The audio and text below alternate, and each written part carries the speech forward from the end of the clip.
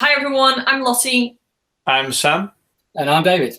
And we're Shop Blast Media. And this week we are going to chat about Netflix films that we all enjoy and didn't enjoy. We thought we'd mix it up. So boys, the good, bad and the downright ugly.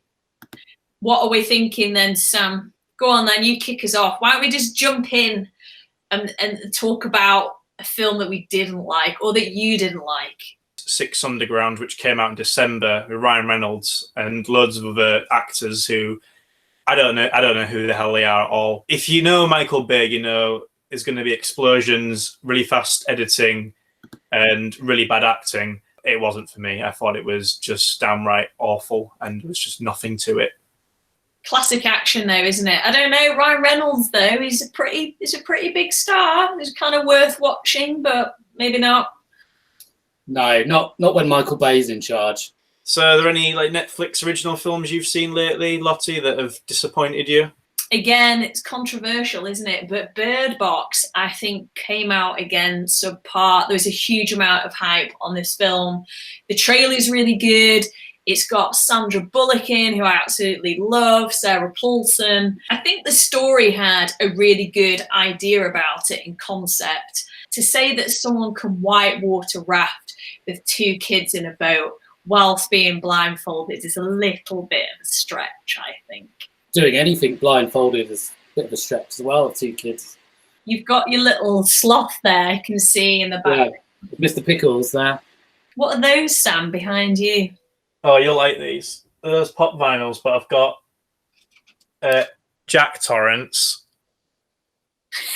David, is there anything that you've seen that you're not a fan of recently? The 2001 remake of Ocean's 11, directed by Steven Soderbergh. Oh boy.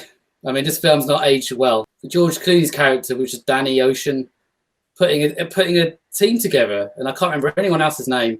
It felt like it was about an hour and a half of doing that, and then about 20 minutes of a heist. And just as it was get going, it ended. Watching George Clooney now, does it make you want to buy an espresso machine? No. Sam, what about a film that you recommend or you have really liked recently? I really liked Martin Scorsese's The Irishman. He's one of my favourite filmmakers, and it's like his first film for Netflix. It's very long. That you'll hear that everywhere. It's really long film. I guess in self-isolation, it's the perfect time to watch. It's 3.5 hours long.